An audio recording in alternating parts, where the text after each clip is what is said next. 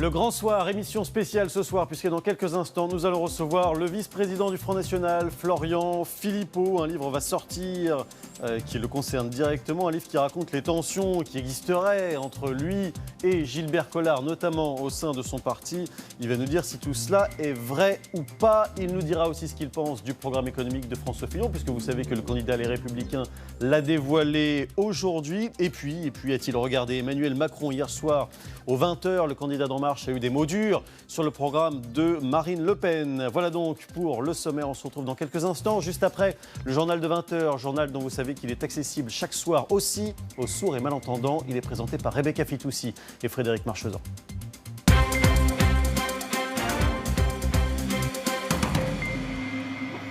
Bonjour à tous, on est à 2 jours de la convocation de François Fillon chez les juges, mais avant ce nouvel épisode judiciaire, le candidat a tenté de recentrer les regards sur son programme, rien que...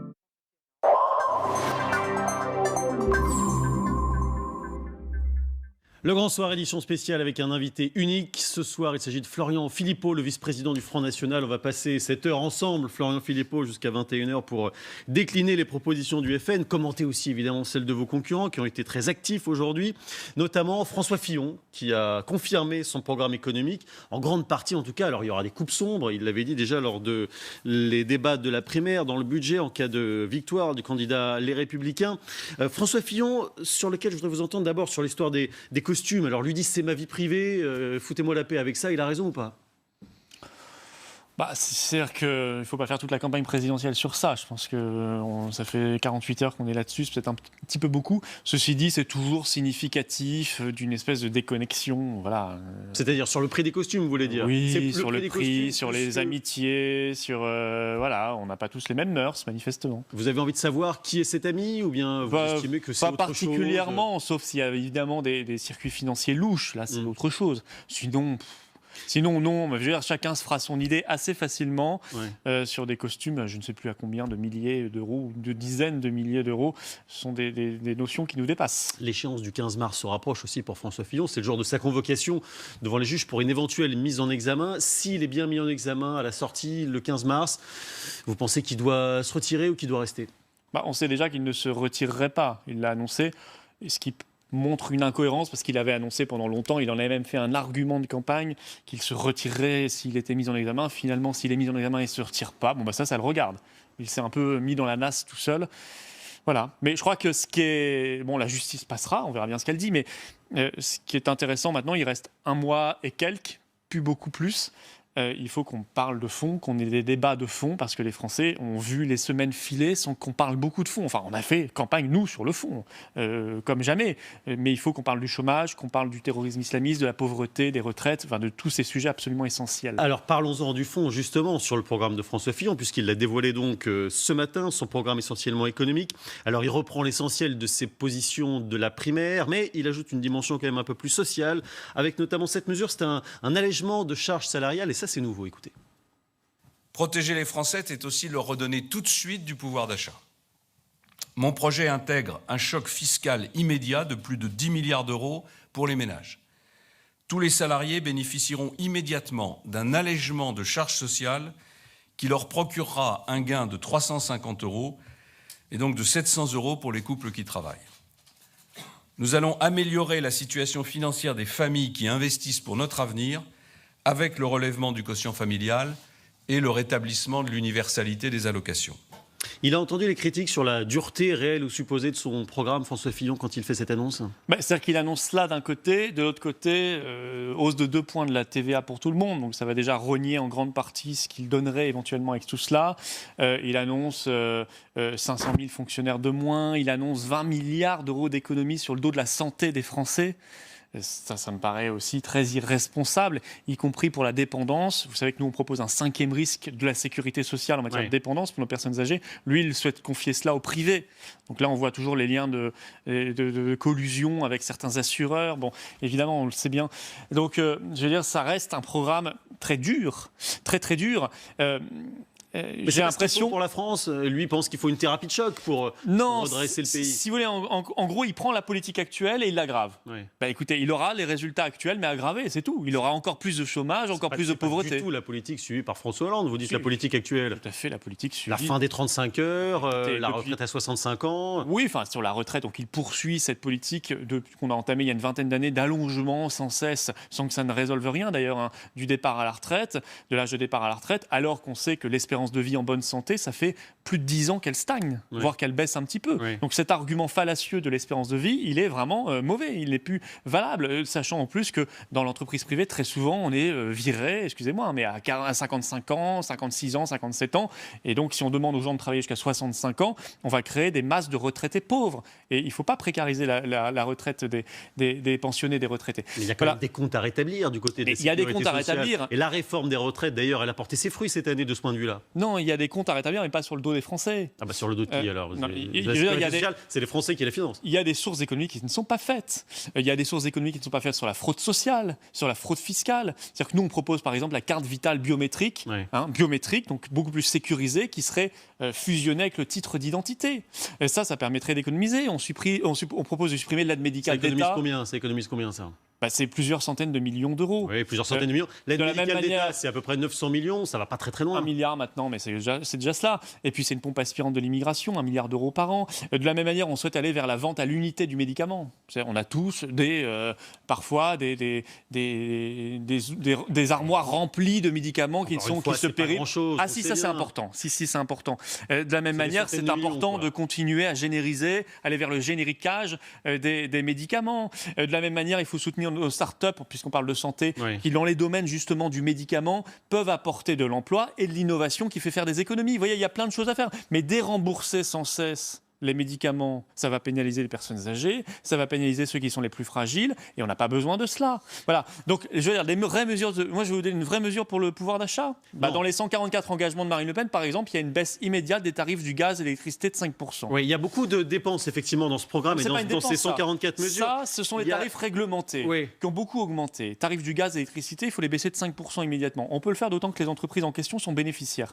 Et ça sera immédiatement une des nombreuses mesures de pouvoir d'achat qui, en plus, ne coûtera pas. Parlons du financement donc, de ces mesures. Vous avez parlé des retraites. Alors avec vous, c'est le retour à 60 ans avec 40 années d'annuité, ce qui coûte à peu près 15 milliards d'euros. Il y a également des recrutements massifs de fonctionnaires, 15 000 policiers et gendarmes, 6 000 douaniers, 50 000 militaires, recrutement aussi dans les hôpitaux et puis dans les palais de justice. Il faut embaucher des magistrats. Hausse du budget de la défense. Tout ça coûte des dizaines et des dizaines de milliards. Florian Philippot, comment on paye ? Mais d'abord, il y a des dépenses, oui, effectivement, assumées. Ce n'est pas de notre faute si les gouvernements ont cassé l'appareil de sécurité de l'État, si Fillon a supprimé... Alors, assumer maintenant les recettes. Non, mais attendez, si Fillon a supprimé 12 500 policiers et gendarmes, 54 000 militaires, 6 000 douaniers, on n'y peut rien. Il faut bien les rétablir. Il en va de la sécurité des Français. Pareil dans l'hôpital, d'ailleurs. Maintenant, il y a des économies à faire. Parce qu'en parallèle, il y a une autre fonction publique, qui est celle de la territoriale. Oui. Là, vous le savez, on souhaite passer de 6 niveaux d'administration à 3. On veut conserver commune, département, État, et non plus intercommunalité, les grosses régions et l'Union européenne. Ça économise combien, ça ? Mais c'est énormément d'économies. C'est à peu près 10 milliards d'euros d'économies, la réforme territoriale, par an. Parce qu'on va se priver d'abord d'élus rémunérés. On a beaucoup trop d'élus rémunérés en France, les conseillers régionaux, etc. Et vous voyez, pourtant, on en a beaucoup, mais on souhaite on pense qu'on peut faire tout à fait beaucoup plus intelligemment. On peut donner, par exemple, les lycées au département. Ils géreraient en même temps les collèges et les lycées. On n'a pas besoin de structures régionales très coûteuses. Et ensuite, on jouera sur les départs à retraite. C'est-à-dire que les fonctionnaires seront d'abord réaffectés vers la collectivité qui reprendra la compétence, que ce soit la commune, le département ou l'État, et ensuite on pourra ne pas remplacer certains départs en retraite et faire des économies. Alors 10 milliards, on est très loin de la somme globale. Attendez, moi, j'ai parlé de 15 rien que pour les retraites. De la même manière, le budget de l'Union européenne, parce qu'il faut le savoir quand même, quand on vous vend financé par l'Europe. Donc on met le drapeau européen, on vous dit ce collège est financé par l'Europe en partie, ou une route, ou la PAC. En réalité, c'est notre argent. On donne 22 milliards à l'Europe chaque année, nous la France, et elle nous en rend 13. Vous faites le calcul, 22 moins 13, ça fait 9. Donc on va économiser 9 milliards d'euros par an. C'est absolument considérable. Je vous ai parlé tout à l'heure des économies sur la santé qu'on pouvait faire. J'aurais pu vous parler des économies sur l'immigration. Alors là, l'OCDE dit c'est 10 milliards par an. on va prendre la base de l'OCDE, qui nous paraît déjà extrêmement timide. Pour nous, c'est plus que 10 milliards d'euros par an, mais on a conservé 10 milliards d'euros par an pour que ce soit indiscutable. 10 milliards d'euros par an économisés sur l'immigration. Je vous rappelle que la Cour des comptes avait dit que le secteur de l'asile en France, la demande de l'asile, est au bord de l'embolie. Voilà, on ne s'en sort plus parce qu'on a beaucoup trop de demandeurs d'asile. Or, que veut Fillon ? J'ai donné la réponse. Que veut Fillon ? Que veut Macron ? Ils veulent Schengen. Oui. C'est-à-dire ils veulent poursuivre avec l'absence de frontières nationales, la dérégulation totale de l'immigration. C'est fou. C'est fou pour notre sécurité et c'est fou pour nos finances. Sur la sécurité, puisque vous en parlez, là aussi, il y a des dépenses très très fortes. Vous voulez augmenter le budget de la dépense jusqu'à 2% du PIB. Alors ça, c'est partagé relativement par pas mal d'autres candidats, mais c'est un objectif qui coûte très cher. 44 milliards d'euros en tout, donc ça fait 12 milliards de plus à sortir. Vous parlez sur 5 ans parce que... Non, sur 5 ans, l'objectif pour vous, c'est même 3%. Oui, mais ce n'est pas 44 milliards d'euros par an. Si on passe déjà à 2%, ce n'est pas 44 milliards d'euros par an, puisqu'on est aujourd'hui à 1,78, 1,77, 1,78. Donc on passerait à 2%. Sur 32 milliards. Oui, mais nous, on veut le passer à 2% du PIB, et on veut même le mettre dans la Constitution. 2% du PIB, c'est à peu près ça. 44 milliards. Oui, au total. C'est-à-dire qu'on passe de 32 à 44. Mais ce n'est pas 44 c'est ce que je vous dis. Non, mais il y a déjà un budget actuel. C'est ce que je vous dis depuis tout à l'heure. Non, mais d'accord, mais j'avais compris que vous disiez c'est 44 milliards en plus. Non, c'est 12 milliards en plus. Et si on passe à 3%, c'est 24 milliards en plus. Et je ne parle même pas du deuxième porte-avions que vous voulez construire. Mais ça, il est intégré dans le budget. Il se construit avec le budget de la défense. Mais c'est pas en plus. Mais si vous voulez, on va même mettre les 2% du PIB dans la Constitution française. Il y a trop de gouvernements de droite et de gauche qui ont joué avec ce budget de la défense, qui en ont fait une variable d'ajustement. C'est pas objectif 3% sur le quinquennat ? Si, à la fin, en 2022, tout à fait, vous avez raison. 3% du PIB pour la défense. On reviendra à un niveau. 24 milliards. On reviendra à un niveau qu'on a connu. 24 milliards de plus. Qu'on a connu jusqu'aux années 90. C'est pas extraordinaire. On s'est désarmé. On s'est rendu vulnérable. Alors, d'abord, premièrement, comment on finance ? Je vous ai donné des sources d'économie. Tout est financé, tout est en ligne d'ailleurs, tout est parfaitement financé. Il n'y en avait pas pour 24 milliards dans ce que vous m'avez dit. Ah si, je vous ai donné les 9 milliards de l'Europe, les 10 milliards de l'immigration, les 15 milliards qu'on peut trouver sur la lutte contre la fraude fiscale également. Je ne vous ai pas parlé de l'argent qu'on va récupérer sur les grands groupes qui font de la défiscalisation massive et on va les priver de marchés publics. C'est trop facile. On va les priver de marchés publics, ça les fera réfléchir et ils vont payer des impôts en France. Bon, il y a des milliards à récupérer un peu partout, mais ça, on le fera.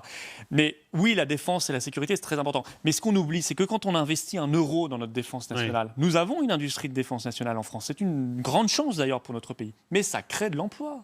C'est généralement d'ailleurs, d'après toutes les études, l'euro le plus rentable. Quand vous investissez 1 euro dans la défense nationale, dans la recherche et développement, c'est 1 euro ultra rentable qui crée de l'innovation, qui crée de l'emploi. Donc ça n'est pas une défense, ce n'est pas simplement une dépense, c'est aussi une retraite parce que Une recette. Pardon. On mélange tout. C'est une recette parce que c'est un investissement. Ouais. C'est ça que je veux dire. C'est une recette parce que c'est investir dans l'innovation, dans la recherche et développement. Et donc, ça permet de créer de l'emploi pour aujourd'hui et pour demain. L'un des points aussi marquants de votre programme, c'est la fermeture des frontières. Sauf que quand on ferme les frontières, je parle sur le plan économique, ça a des conséquences. C'est ce qu'a expliqué le Premier ministre tout à l'heure, Bernard Cazeneuve. Le Front National le dit. Nous sortons de l'Europe et puis nous verrons les conséquences. Donc nous allons fermer nos frontières, nous allons cesser d'exporter. Non, on nous dit qu'on cessera d'importer, mais qu'on continuera d'exporter. Mais ça, c'est l'histoire de l'industrie racontée aux enfants. On explique que nous pouvons nous refermer sur nous-mêmes, faire prospérer notre industrie. C'est un bobard. Et ce sont des millions d'emplois en Europe qui s'en trouveront menacés dans le monde. Bien entendu, tout cela est dissimulé derrière des approximations, des manipulations et des mensonges. Et vous savez ce que ça donne, puisque vous l'avez vécu dans votre ville. Et vous avez vu comme c'est difficile de redresser la barre quand le mal a été fait. L'industrie expliquée aux enfants, vous lui répondez quoi, Bernard Cazeneuve ? Je sais pas, je crois que c'est lui qui s'abreuve de livres pour enfants pour dire des bêtises pareilles. Enfin, écoutez, ce Premier ministre-là sort d'un quinquennat où on a créé 1 million de chômeurs en plus. En janvier 2017, la France a battu son record historique de déficit commercial dans toute son histoire. On a cessé de reculer dans le monde sur notre industrie. On a vu des usines quitter chaque jour la France, Whirlpool, la Ceita, etc., en ce moment même, qui partent en Pologne. Et il nous fait la leçon. Oui. Enfin, écoutez, on ne parle pas de fermer les frontières. Personne n'a jamais dit cela. Au 3% contraire. de taxes douanières en plus. Mais ce qu'on veut, c'est nous protéger, faire comme les autres. Nous sommes dans la seule zone du monde qui ne se protège pas. Monsieur Cazeneuve ferait bien d'aller voir ce qui se passe aux États-Unis, en Corée du Sud, en Chine, et qu'il aille voir un peu ce qui marche dans le monde. Ces pays-là ne sont pas idiots, ils se protègent. Ça ne veut pas dire qu'ils taxent tout, ça ne veut pas dire qu'ils ferment leurs frontières. Ce sont en même temps de très grands exportateurs. Mais ils ont préservé une base industrielle justement pour exporter, parce qu'ils se sont protégés de la concurrence déloyale. C'est-à-dire que Donc il faut abolir ces barrières avec des accords comme le CETA avec le Canada. Alors, non, mais les barrières, nous, on n'a plus de barrières. Donc, il n'y a rien à abolir. À cause de l'Union européenne, on n'a pas de barrières. Donc, il faut arrêter avec ces grands accords de libre-échange. Il y a des barrières entre l'Union européenne et le reste du monde. Très peu. Je crois entre les pays d'Europe, d'accord. Mais... Non, mais même l'Union européenne et le reste du monde, il doit y avoir 4% en moyenne. C'est très, très faible. C'est le plus faible dans le monde. Donc, il faut, si vous voulez, quand il y a une concurrence loyale, il n'y a pas de barrière. Il n'y aura pas de barrière. Si demain, on est en concurrence avec un pays sur un secteur qui respecte les normes sociales, les normes environnementales, il n'y aura pas de barrière. Nous, on est pour la concurrence quand elle est saine et quand elle permet de créer une émulation normale.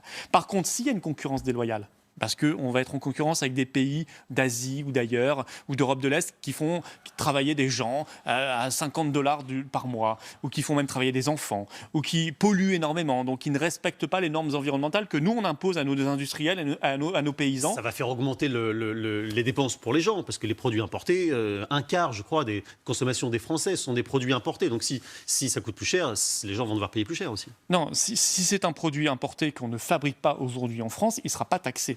Évidemment. Mais si c'est un produit importé qui est mis en concurrence avec un produit fabriqué en France dans des conditions plus difficiles, alors il faut aider le producteur français. Fabriqué en France, qui sera plus cher, forcément. Oui, mais vous oubliez un paramètre. Plus cher pour le consommateur. Ça sera un chouïa plus cher, en réalité, parce que la part du produit dans la vente, vous savez que c'est minime. Hein. Alors le pouvoir d'achat sera baissé. Dans la vente, vous avez aussi le salaire du vendeur, vous avez le réseau de distribution, vous avez la publicité, le marketing, etc. C'est ça qui coûte. Et ça ne sera pas impacté. Mais en réalité, ce que vous ne dites pas à côté, c'est que ça créera de l'emploi et du pouvoir d'achat en France. Que la solution, c'est pas qu'on baisse en permanence les salaires parce qu'on nous promet une baisse des prix grâce au Made in China. Ça, c'est pas un modèle viable. Oui. Nous, ce qu'on veut, c'est des salariés français qui soient déjà au boulot et non pas au chômage.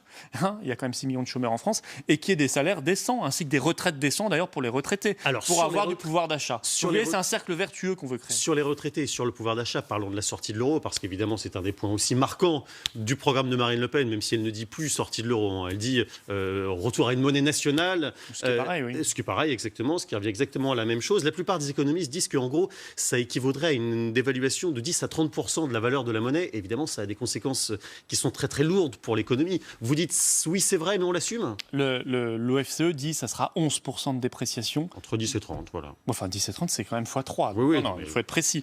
11%, pourquoi ? Personne là-dessus n'est très précis. C'est une estimation large. C'est assez facile à faire. C'est-à-dire qu'une monnaie, on sait si une monnaie est surévaluée ou pas. Aujourd'hui, on sait que l'euro est trop fort pour l'économie française. Donc ça nous plombe énormément en termes de compétitivité. Et il est trop faible pour l'Allemagne. Donc ça l'aide. Vous voyez, donc en fait, l'Allemagne nous vide de notre industrie comme elle vide l'Italie de son industrie. Bon. Alors, comment on fera ? On aura une monnaie nationale qui sera adaptée à notre économie. Donc, elle va baisser un petit peu, tant mieux. Comme elle l'a fait au Royaume-Uni après le Brexit, ce qui leur a donné un bon bol d'air. Ils ont exporté beaucoup plus, ils ont vu le chômage baisser, ils ont eu plus de touristes, parce que ça fait venir des gens. Il se passera la même chose en France, et on cessera de payer pour une monnaie qui n'est pas adaptée à notre économie. Ça ne fera pas exploser la dette de la France ? Pas du tout, parce que notre dette sera relibellée en monnaie nationale. D'ailleurs, probablement que l'euro n'existera même plus. Si un pays comme la France quitte l'euro, il n'y aura plus d'euro. Donc ce sera des monnaies nationales. Les taux d'intérêt, en revanche, vont augmenter. Non, il n'y a pas de raison. Et les investisseurs investissent dans une économie s'ils ont confiance. Vous pensez qu'ils auront confiance en une économie qui change de monnaie et qui renonce à l'euro ? Mais où est le problème ? Le problème, c'est c'est un saut dans l'inconnu, quoi. C'est pas un saut dans l'inconnu. On a connu le franc pendant 1000 ans ou 700 ans, et 95% des pays du monde ont leur monnaie nationale. Donc c'est pas du tout l'inconnu, c'est l'euro. Justement, il y a eu plein de dévaluations depuis. Qu'est-ce qu'il y a au bout du chemin de l'euro ? Ça, c'est l'inconnu, la grande point d'interrogation. Comment on va s'en sortir avec cette monnaie dont de plus en plus d'économistes et de prix Nobel disent qu'elle est une catastrophe ? Ça, c'est une vraie inconnue. Moi, j'alerte quand même les gens sur ce qui a été voté. La loi Sapin 2, je ne sais pas si vous la connaissez. Oui. La loi Sapin 2, ça vient d'une directive européenne. Lié à l'union bancaire. Ça veut dire désormais, c'est tout récent, que si une banque est en difficulté, on pourra venir puiser directement dans votre épargne. l'épargne des gens, l'épargne des retraités, pour sauver la banque. C'est ce qu'ils ont fait à Chypre. Ce n'est pas virtuel, ils l'ont déjà fait à Chypre. Chypre qui est dans l'euro. Vous voyez, donc c'est lié au système euro. Mais on ne peut pas être dépendant de telles législations. C'est beaucoup trop dangereux pour l'épargne et le pouvoir d'achat des Français. Il faut qu'on soit maître de notre destin, maître de notre monnaie. Une question d'actualité qui est liée à l'économie, mais pas seulement, c'est ce qu'on appelle la clause Molière, autrement dit l'obligation de parler français sur les chantiers. Est-ce que selon vous, c'est un pas vers la préférence nationale ? C'est pour moi la moindre des choses. Que parler français en France fasse polémique, je trouve ça incroyable. C'est juste normal. Après, il y a une solution beaucoup plus simple. C'est tout simplement, parce que c'est souvent lié à ça, de mettre fin à la directive détachement des travailleurs. Parce que si sur les chantiers, souvent on ne parle pas français, c'est parce qu'il y a beaucoup de travailleurs détachés qui viennent de Pologne ou d'autres pays.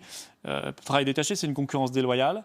Et en plus, c'est une perte de recettes, parce qu'on parlait d'économie tout à l'heure. Là, il y a quelques milliards à récupérer, parce que ça veut dire qu'on cotise dans des pays étrangers, en Roumanie ou en Pologne, alors qu'on devrait cotiser en France.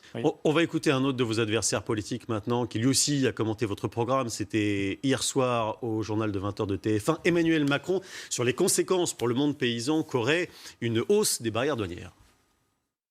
Ceux qui nous écoutent aujourd'hui, qui produisent, par exemple, qui sont dans l'agriculture, ils exportent. Quand on est dans le lait, dans l'ouest de la France, à 40%. J'étais près de la vallée de la Durance il y a quelque temps, où on produit des pommes. Elles s'exportent pour plus de la moitié en Europe ou dans le Maghreb. Eh bien, tout ça, le jour où Marine Le Pen met en œuvre son programme, c'est terminé. Mais qu'est-ce qui fait que vous êtes le meilleur ? Après les conséquences pour l'industrie, les conséquences pour le monde rural, Florian Philippe. Eh bien, écoutez, M. Macron, c'est bien qu'il parle d'agriculture, parce qu'il faut que chacun sache qu'il a défendu le CETA. Et ses soutiens avec le Canada. Avec le Canada. Et ses soutiens au Parlement européen, contrairement à nous, mais de la même manière que M. Fillon, enfin souvent eux ils se sont abstenus très courageusement, mais eux ils ont voté pour, les macronistes ou les macroniens. Ils ont voté pour ce traité. C'est un traité qui va à peu près multiplier par 10 l'importation de bœuf canadien vers la France. Or ils sont produits 25% moins chers. Donc ça veut dire que M. Macron assume de mettre nos paysans français, nos éleveurs français, en concurrence de plus en plus déloyale avec d'autres pays. Comme ministre de l'économie de Hollande, je rappelle qu'il avait négocié le TAFTA déjà, le traité transatlantique, puisqu'il a été pendant 2 ans ministre de l'économie de Hollande et qu'auparavant il était le principal conseiller économique du même François Hollande. Donc le bilan économique du quinquennat, c'est aussi le sien. Donc c'est également... Peut-être que les Canadiens pourront acheter aussi des produits français. Enfin écoutez, je ne vois pas comment, parce que dans ce système-là, ils produisent moins cher. Donc c'est surtout eux qui vont y gagner. Bon. Et d'ailleurs, ils se sont battus pour imposer ce traité. Ils avaient raison, ça va dans leur intérêt, mais pas dans l'autre. Monsieur Macron essaie de faire peur aux gens, mais la situation de la crise agricole terrible qu'on connaît là, avec des suicides épouvantables d'agriculteurs chaque semaine en France, ça n'est pas la politique de Marine Le Pen qui l'a causée. C'est bien sa politique. Bon. Et c'est bien la suppression des quotas laitiers qui l'a soutenue. C'est bien la PAC qui a été complètement dévoyée. Qui n'est plus aujourd'hui la PAC qu'on a connue aux origines, qui est aujourd'hui une PAC dévoyée, avec des normes qui sont de plus en plus injustes. C'est bien lui qui l'a soutenu, cette politique-là, et qui fait qu'aujourd'hui, il y a un tiers des agriculteurs français qui gagnent moins de 350 € par mois. C'est peut-être pas la faute directement d'Emmanuel Macron. Écoutez, bon, il a soutenu, Emmanuel Macron, il a soutenu ce système. Il a mené cette politique quand il était à Bercy pendant 2 ans et quand il a conseillé pendant 3 ans M. Hollande à l'Élysée. Donc, je veux dire, nous, on veut que les agriculteurs ils vivent de leur production. On va les aider directement par des aides, mais qui seront définies par la France et non plus par l'Union européenne. Et on mettra fin à ces traités de libre-échange qui sont dévastateurs, non seulement pour les agriculteurs, mais aussi pour la qualité de ce qu'on a dans notre assiette. Emmanuel Macron, qui est aujourd'hui l'adversaire principal de Marine Le Pen, si on regarde le dernier grand sondage réalisé la semaine dernière, Emmanuel Macron a mis ses troupes en ordre de marche pour arriver jusqu'à 25% d'intention de vote au premier tour, à 2 points derrière Marine Le Pen, loin devant François Fillon.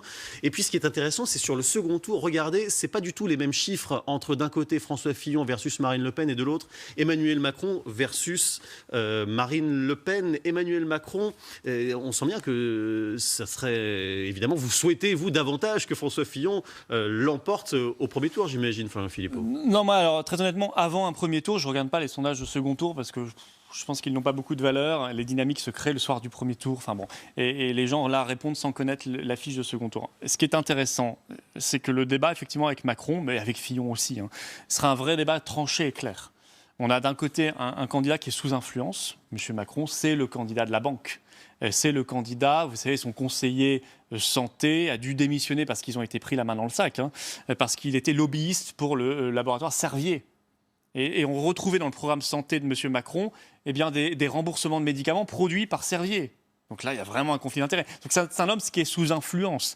C'est un homme qui a beaucoup de liens avec le grand capitalisme, les grands médias, etc. Oui, bien sûr. Chez les jeunes, vous savez qu'il a égalité maintenant avec Marine Le Pen. Marine Le Pen a été longtemps numéro 1 chez les jeunes. C'est terminé. Ils sont ex-aequo, 24% d'intention de vote. On verra le jour J. Chez les jeunes, est-ce que c'est un chiffre quand même qui vous inquiète, quoi? On verra. C'est vrai que les jeunes aiment beaucoup les banquiers. On verra le jour J dans les urnes. Ça n'est là qu'un sondage. Il y a eu une espèce de bulle de mode autour de Big Chouchou. Hein. C'est plus qu'une bulle maintenant. Macron, c'est Big Chouchou aujourd'hui. C'est Big Chouchou c'est un peu Big Brother d'un côté, parce que moi je trouve que derrière cette espèce de figure, grand sourire Colgate, l'affiche qu'on nous vend partout, et puis ce slogan En Marche, qui est un peu un embrigadement aussi, En Marche. Bon, on nous le met un peu partout dans l'esprit. C'est un côté un petit peu Big Brother et en même temps Big Chouchou. Parce que Big Brother. Alors, quel est le côté Big Brother? C'est le nom de son mouvement, point. Voilà. Qui est d'ailleurs aussi ses initiales personnelles. C'est un petit côté mégalo. EM, Emmanuel Macron En Marche. Mais c'est un Big Brother doux. Voilà, un petit peu marketing, on nous le met un peu partout avec ce sourire. Bon. Et en même temps, c'est Big Chouchou parce que c'est le chouchou des médias, c'est le chouchou du système, c'est le chouchou des grands patrons. Ce qui est normal parce qu'il sert leurs intérêts à eux. Marine Le Pen, elle est libre. Elle est libre. Je dirais, elle est la candidate du peuple. Elle est là pour soutenir les Français. Et ce qui est significatif, par exemple, dans le programme de Macron, il n'y a pas un mot sur l'immigration. Il n'y a pas un mot sur l'immigration. Si, il parle beaucoup d'immigration. Non, prenez son programme, vous tapez immigration, il n'y a pas un mot sur l'immigration. Si. Sauf pour nous dire... Il y a effectivement des mots sur l'immigration. Il est allé en Allemagne parler de la politique des réfugiés, ça c'est vrai. Qu'est-ce qu'il a dit d'ailleurs? Il a applaudi la politique, la politique d'Angela Merkel sur les réfugiés et sur l'asile politique spécifiquement. Mais sur l'ensemble de la politique migratoire, il a un autre discours là-dessus. Ça n'est pas il n'en parle pas beaucoup parce que les seules choses qu'il a faites, c'est applaudir Merkel qui a accueilli 1,5 million de migrants. Moi, j'ai vu dans son programme, par exemple, il faut l'expression libre des signes religieux dans l'espace public. C'est ce qu'il écrit. Et il précise, entre parenthèses, rue et plage. Pourquoi a-t-il besoin de préciser plage? À cause du burkini. Donc, il soutient le burkini. Non, mais il faut le dire aux Français. Ce sera une des questions qui, sans doute, sera posée lors du grand débat du 20 mars. Si ce n'était pas le cas, il n'aurait pas précisé plage dans son programme. Pour le reste, c'est soumission à l'Union européenne, c'est l'augmentation de la CSG de 1,75 points. Enfin, ce sont des choses inquiétantes pour les Français. D'un mot, juste, on va revenir à Emmanuel Macron, mais il y a un chiffre qui est tombé aujourd'hui sur justement le rapport des Français aux étrangers. Figurez-vous que le nombre de mariages mixtes, comme on dit, c'est-à-dire les mariages de Français avec des personnes de nationalités différentes, le taux du mariage mixte est de 14%, et même pratiquement 25% si on compte les mariages qui sont célébrés à l'extérieur de nos frontières. Est-ce que vous ne vous dites pas, finalement, les Français ils vivent plutôt bien dans cette société qui est de plus en plus multinationale? Non, mais les Français sont un peuple qui a toujours été ouvert et c'est un peuple nous en avons toujours été persuadés, qui est tout sauf raciste. Donc vous félicitez de ces mariages mixtes? Je ne vais pas me féliciter de choix personnels. Je suis très heureux pour les mariés et je leur souhaite un magnifique mariage et de vivre très heureux. C'est un chiffre qui ne vous interpelle pas plus que ça? Non, ce sont des choix individuels, familiaux, personnels que je n'ai pas à juger. Moi, ce que je regarde comme responsable politique, c'est une politique. Voilà, et la politique d'immigration n'est pas raisonnable. C'est tout ce que je dis. Elle n'est pas raisonnable. Quand sous Fillon, l'asile a augmenté de 75%, que ça a continué sous Hollande et Macron, ça n'est pas raisonnable. Quand on n'a pas de frontière nationale, ça n'est pas raisonnable. Quand on prend le risque du terrorisme islamiste qu'on importe en même temps que l'immigration, qu'une partie de cette immigration en tout cas, ça n'est pas raisonnable. Et je crois qu'il faut y mettre un terme. Ça ne veut pas dire que la France sera fermée. Il y aura toujours des étudiants étrangers qui viendront en France et ce sera un moyen de faire rayonner notre pays. On fera d'ailleurs rayonner la francophonie beaucoup plus qu'aujourd'hui. On n'oubliera pas qu'on a l'outre-mer, qu'on est une puissance mondiale présente partout. Avec une immigration à 10 000 par an, c'est le nombre total ou c'est le solde? Voilà, c'est une précision importante. Ce n'était pas forcément très clair dans les premières versions. Voilà, c'est très clair dans les 144 engagements. Parlons de sécurité. Emmanuel Macron s'est rendu dans un commissariat aujourd'hui justement pour explorer ce thème. Alors, ses propositions, lui aussi, veut 10 000 policiers et gendarmes de plus, 15 000 places de prison. Alors, je tiens sur les réfugiés. Il ne fait pas de lien entre les réfugiés et le terrorisme. Est-ce que pour vous, ce lien existe? On sait qu'il y a des terroristes qui sont passés par la route des réfugiés, mais évidemment c'est difficile il ne faut pas faire l'amalgame entre les réfugiés et les terroristes. Vous ne le faites pas, j'imagine. Personne n'a jamais dit que tous les réfugiés, heureusement, étaient des terroristes. Mais il se trouve que parmi les terroristes qui se sont fait exploser à Paris ou en Seine-Saint-Denis, il y avait des gens qui étaient passés par la route des migrants. C'est une réalité. Et on ne l'a pas découvert nous à ce moment-là. Je veux dire, on avait prévenu avant. C'est ça qui est terrible. La Hongrie, vous pouvez reprendre nos interventions médiatiques où le front, avant même tous les attentats, dit attention, c'est irresponsable. Les réfugiés, Florent Philippot, est-ce que c'est la bonne politique? Non, on ne va pas mettre en détention les gens. Simplement, les choses doivent être simples. Il faut qu'on coupe cette pompe aspirante. Voilà, et qu'on essaie là-bas de traiter les sujets là-bas, c'est-à-dire qu'on les aide à vivre dans leur pays dignement, avec l'ONU, avec le HCR, quitte à y mettre plus de moyens. Mais il faut que dans la Corne de l'Afrique, au Moyen-Orient, on puisse aider les populations à se fixer, à y retrouver des conditions de vie normales, qu'on coupe aussi tout ce qui est lié aux mafias, aux réseaux, parce qu'il n'y a pas que des trajectoires individuelles, etc. Il y a aussi des réseaux et des mafias qui profitent de ces trafics d'êtres humains. Et ça, il faut absolument les condamner de la manière la plus ferme. Et puis, il faut qu'on retrouve des frontières nationales, parce que sinon, on ne sait même pas qui rentre sur le territoire. Or, Fillon et Macron, je le précise, comme Hamon d'ailleurs, c'est Schengen. Et Schengen, c'est donc le refus des contrôles aux frontières nationales. Cette politique des réfugiés, elle est beaucoup liée à la relation de l'Europe et de la Turquie. Vous savez que le président Erdogan va proposer un référendum à son peuple dans quelques semaines, et il y a des meetings qui sont organisés en Europe. Un ministre s'est vu refuser l'accès, un ministre turc s'est vu refuser l'accès à l'Allemagne et aux Pays-Bas parce que le président Erdogan avait traité les Allemands et les Néerlandais. Il avait dit qu'en gros, il y avait encore des relents de nazisme dans ces pays-là. La France, en revanche, a accueilli ce meeting ce week-end. C'était du côté de Metz. Qu'avez-vous pensé de cette décision de la France? Est-ce que vous la condamnez? Tout à fait. Je trouve que le gouvernement français a fait preuve une nouvelle fois de grande faiblesse. D'autant que nous avions en plus l'expérience, puisqu'il y avait déjà eu un meeting de ce type à Strasbourg en octobre 2015. Je m'en souviens très bien, j'en avais parlé à l'époque, qui avait été insupportable. On avait entendu les propos d'un communautarisme exacerbé qui appelait les Turcs en France à être turcs et ne pas s'assimiler à la France, ce qui est quand même un problème parce que ça crée des conflits et des tensions. On avait entendu les choses comme cela. Or, on l'a accepté alors qu'ils ont traité nos voisins de nazis. Bon, enfin, tout ça révèle une grande faiblesse, une grande soumission. C'est inacceptable.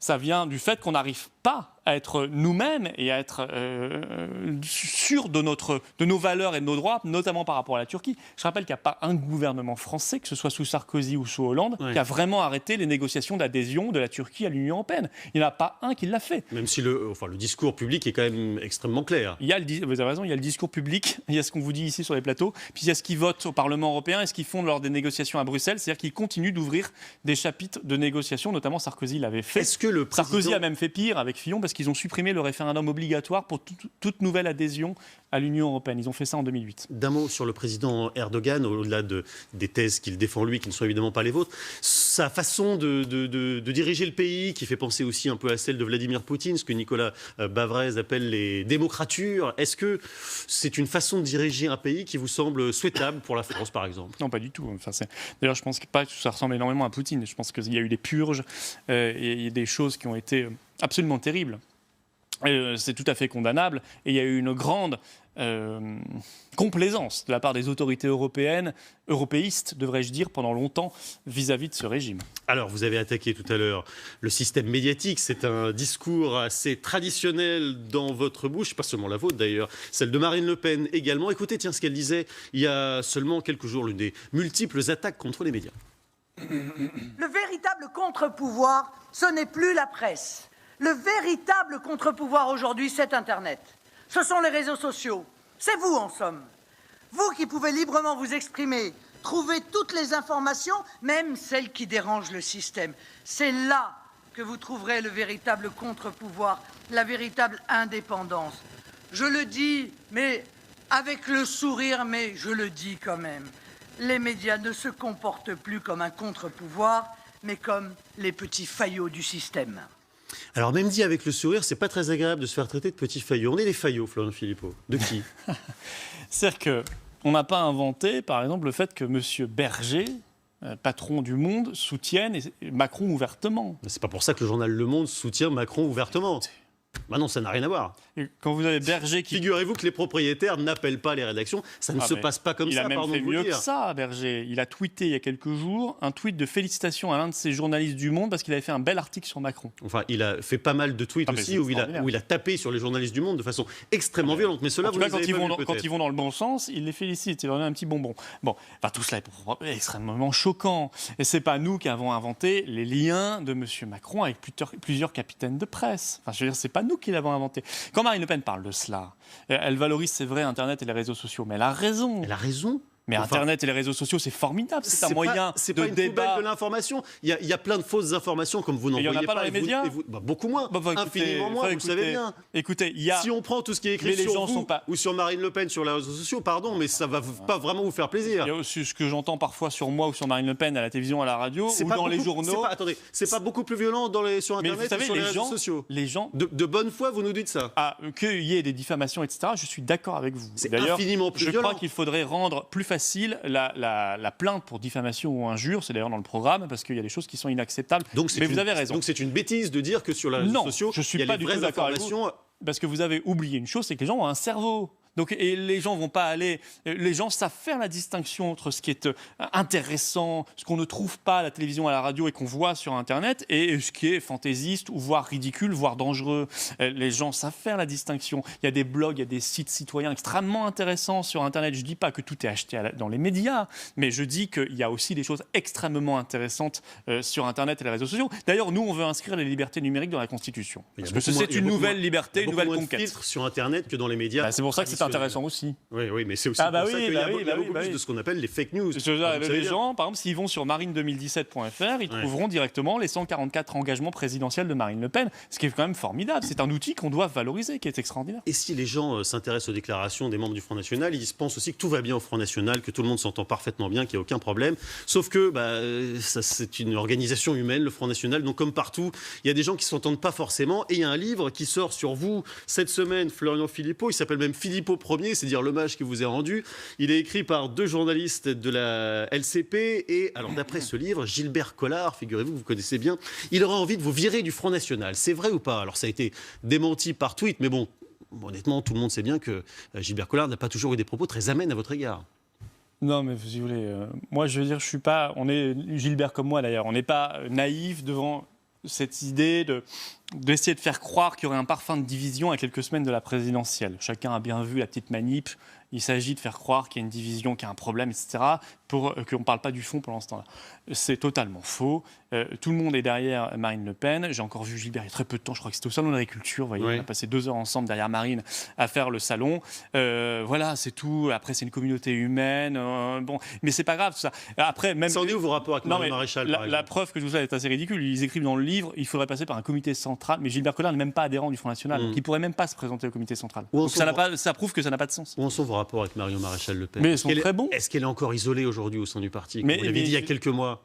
Non, j'avais parlé d'un point précis qui était l'histoire de... Enfin, on va bien y revenir, mais de l'IVG. Il n'y a aucun problème avec Marion. Il n'y a aucun problème. Au contraire. Vous voyez, on peut essayer de faire croire des choses, mais c'est faux. On est tous derrière Marine et on veut tous sa victoire parce qu'on veut la victoire de la France. Alors, vous êtes cité, en revanche, nommément dans le livre, sur vos ambitions personnelles.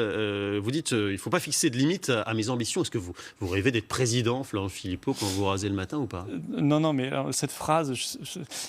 Je dis, quand on s'engage dans un combat avec des convictions, on s'engage à fond. Voilà, donc on me demande est-ce qu'il y a des limites, je ne sais pas ce que ça veut dire. Moi, tant que la France n'est pas debout, tant que la France n'est pas indépendante, souveraine, libre, belle, prospère, sûre, tant qu'elle n'est pas la France, je me bats. Et donc il n'y a pas de limite, vous serez encore au Front National, quel que soit le résultat de la prochaine présidentielle, dans les mois qui suivent et dans les années qui suivent. C'est un engagement d'une vie, Florian Philippot, vous nous le dites ce soir? Non, ça ne veut rien dire. Non, mais dans les années qui viennent. Non, mais l'engagement d'une vie, c'est la France. Ça, c'est certain. Un parti politique, c'est pas pareil.